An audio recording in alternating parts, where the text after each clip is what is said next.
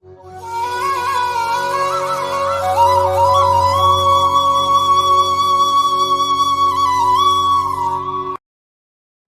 பக்தர்களுக்கு என் அன்பு வணக்கங்கள். ஓம் சாய்ராம். என் அன்பு குழந்தையே, சிறு வயதிலிருந்து கஷ்டப்படுகிறோம். சிறு வயதிலிருந்து ஏக்கமும் ஏற்றமும் கிடையாது. பெற்றவர்களாலும் எனக்கு உதவி செய்ய முடியவில்லை.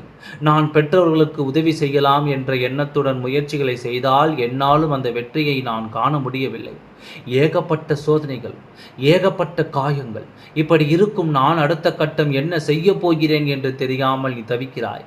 முதலில் ஒன்று நீ புரிந்து கொள்ள வேண்டும். நன்றாக உன்னை நீ நம்ப வேண்டாம். பெற்றவர்கள் செய்யவில்லை, பெற்றவர்களுக்கு உன்னால் செய்ய முடியவில்லை என்பதை மனதுக்குள் எப்பொழுதும் ஒரு வருத்தமாக வைத்து கொள்ள வேண்டாம். எல்லாம் மாறும். நிச்சயமாகவே எல்லாம் கடந்து போகும். நீ முன்னுக்கு வருவாய். முதலில் ஒன்று தெரிந்து கொள்ளுங்கள். யாரும் இவ்வுலகில் யாரையும் நம்புவது கிடையாது. முக்கியமாக தன்னையே நம்புவது கிடையாது. சரிதானே நான் சொல்வது? உன்னை நீ என்றாவது நம்பி இருக்கின்றாயா? ஒரு செயல் செய்வதற்கு முன்பு நீ என்ன யோசிப்பாய்? இது நம்மால் செய்ய முடியுமா என்று தானே. அந்த சந்தேகம் தேவையில்லை. இறங்கியதற்கு பின்பு எதற்காக யோசிக்க வேண்டும்? தைரியத்துடன் தானே ஒரு செயலுக்குள் இறங்குகிறோம். அப்படி இருக்கும் பொழுது இறங்கிய பிறகு எதையும் யோசித்து கவலைப்படக்கூடாது அல்லவா? வாழ்க்கையில் எதுவும் நிரந்தரமல்ல. அதனால் நீ உன்னுடைய வேலைகளை தொடர்ந்து செய்து கொண்டே வா.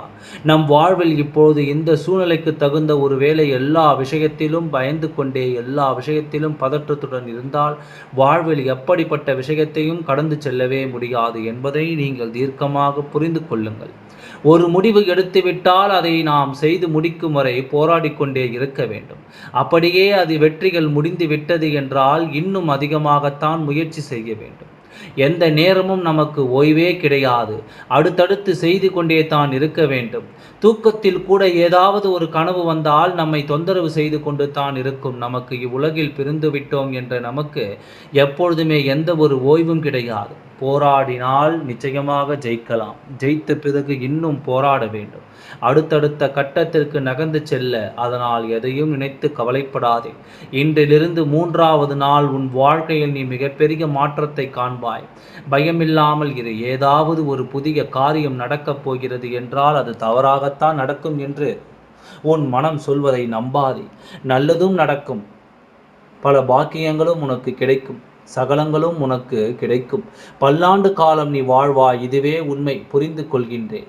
வாழ்க்கையில் நீ நன்றாக இருப்பாய். தைரியத்துடன் நீ செய்யும் ஒவ்வொரு காரியமும் உனக்கு நல்ல பலன்களை மட்டும் தரும். என்னாலும் நான் உனக்காகவே இருப்பேன். ஓம் சாய்ராம். நன்றி. வணக்கம்.